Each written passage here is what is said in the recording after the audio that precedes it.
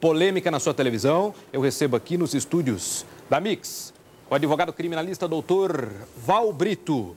O doutor Val, por que polêmico, Gardinali? Porque esse homem aqui é apontado, é falado, é conhecido como o advogado do PCC. Tá louco, Gardinali? O cara é do PCC. Pera lá, entenda. Ele é conhecido como advogado do PCC. Por quê?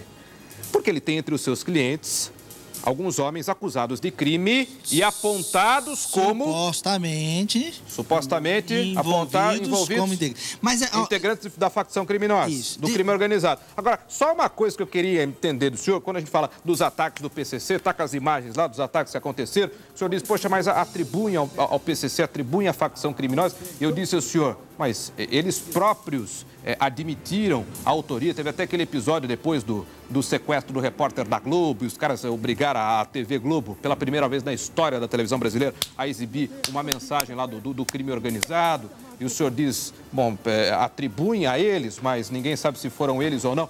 Se não foi o PCC, quem foi que tacou esse inferno todo no Estado? Na sua opinião, na sua visão como advogado criminalista? Boa pergunta. Mas você quer ver como que as pessoas atribuem coisas a essa facção sem até muita noção do que está acontecendo. Na época desses ataques, tal, teve um apresentador de televisão que levou dois supostos integrantes de uma facção criminosa do PCC na televisão e era mentira. Era armação. E era uma armação. Então, e quanto a isso, várias pessoas fizeram. Então, quantos crimes não aconteceram e foram taxados de PCC? Entendeu? Então, PCC?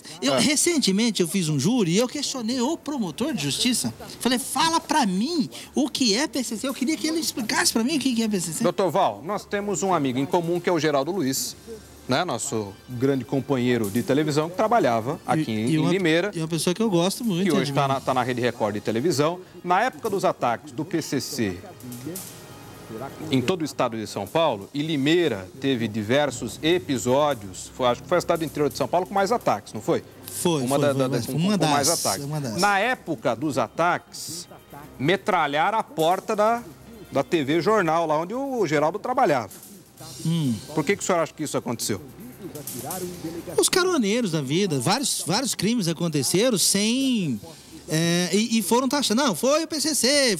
Então, mataram alguém até na época. Algumas pessoas sofreram, até algumas pessoas apanharam na rua. Não foi o PCC. Sabe por quê? É muito mais fácil falar que foi o PCC do que tem que investigar e saber o que aconteceu. Mas por que o cara vem aqui na porta da televisão e mete bala aqui? Hoje nós temos, você sabe... Pra intimidar? O que é? Não, você sabe muito bem.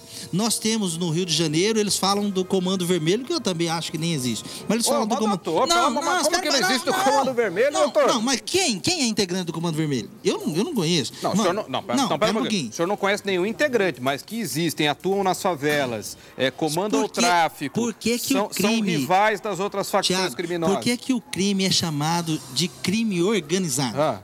Eu assisti uma palestra de Porque eles têm um poder paralelo e se organizam para isso. Quase isso. Eu assisti uma palestra de um delegado de Campinas, um cara fenomenal. Ele fez 8 meses junto com o FBI, fez estágio lá. O cara é uma sumidade em crime organizado. Porque ele falou, e ele falava isso para nós. Por que o crime é organizado? É organizado porque o poder está lá dentro. Infelizmente, tem gente envolvida. Tudo bem, mas falando de Rio de Janeiro, isso o crime é organizado. Por que os caras se matam? Por que tem tanto bala perdida, troca de tiro? É a disputa pelo poder, a disputa por esse poder paralelo entre facção criminosa contra facção criminosa e facção criminosa contra a polícia. O Rio de Janeiro... Por isso que o Rio de Janeiro é aquela zona. O Rio de Janeiro é um estado em decadência geral. Todo mundo sabe disso. Hoje ninguém controla o Rio de Janeiro mais. Porque o poder paralelo... Não necessariamente o Comando Vermelho. Taxaram o Comando Vermelho porque é muito mais fácil dar um nome. Então taxaram o Comando Vermelho. Mas o poder paralelo já vigora no Rio de Janeiro já há muito tempo. Bom, tudo bem. Todo mundo sabe disso. Uma criança lá no Rio de Janeiro, um menor de idade, ganha-se 1.800, R$2.000 só para soltar soldado rojão. Do tráfico. Tudo bem. Antes do Rio de Janeiro, me interessa falar do Estado de São Paulo. Não quero saber de Rio de Janeiro. Me interessa falar do Estado de São Paulo e me interessa falar aqui da nossa região. O crime organizado na nossa região. Deixa eu contar. Por que o bicho pegou em Limeira, principalmente quando teve os ataques do PCC? Aqui é um reduto do PCC. Deixa eu contar uma história pra você. Wanderson de Paula Lima. conhece Andinho? O Andinho fugiu de uma prisão em Belo Horizonte.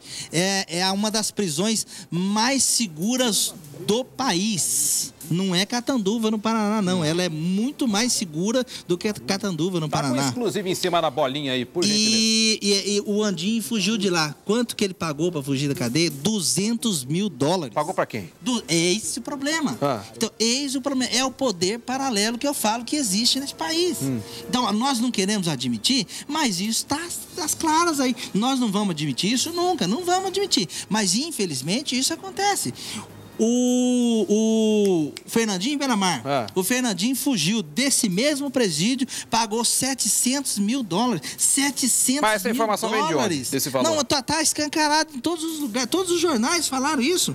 Todos os jornais falaram isso. E ele declarou isso, ele foi na CPI da corrupção, ele falou isso às claras. Lá quando ele foi dar nome aos bois, o que fizeram? Não ouviram mais o Fernandinho Beiramar. Não ouviram mais, sabe por quê? Porque ia aparecer muita gente envolvida. Então esse poder paralelo existe no Quem está no telefone? Alô, alô. Alô, Reinaldo. Oi, quem fala? Boa noite, Gilson, tudo bem? Tudo bem, você? Graças a Deus. Pois não, você fala de onde? O Gardinalho, eu falo aqui da Nova Suíça. Você tem alguma pergunta, alguma colocação aqui ao doutor Val Brito? Eu quero só fazer uma colocação para o doutor, porque meu pai também foi advogado há 30 anos na cidade de Penápolis. E na época de 78 até 90 existia, na época, o famoso Comando Vermelho. Meu pai defendeu muitos e muitos também, parte da organização, pessoas que faziam parte. Só que eu acredito assim, eu não faço apologia ao crime, Gardinalho. Mas eu acredito que tudo isso que aconteceu em Limeira não foi o PCC. Essas cartas que mandaram não foram. Porque pelo pouco que eu conheço, o pouco que eu conheci, o PCC, ele tem dignidade. Eles não saem matando, roubando pessoas inocentes, criança, não.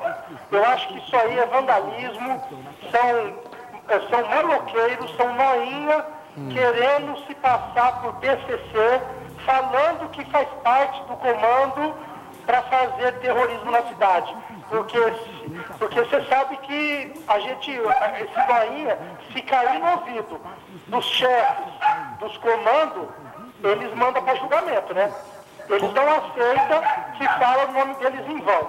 Então, como eu disse para você, eu não faço apologia ao crime, mas eu tiro o chapéu ao PCC.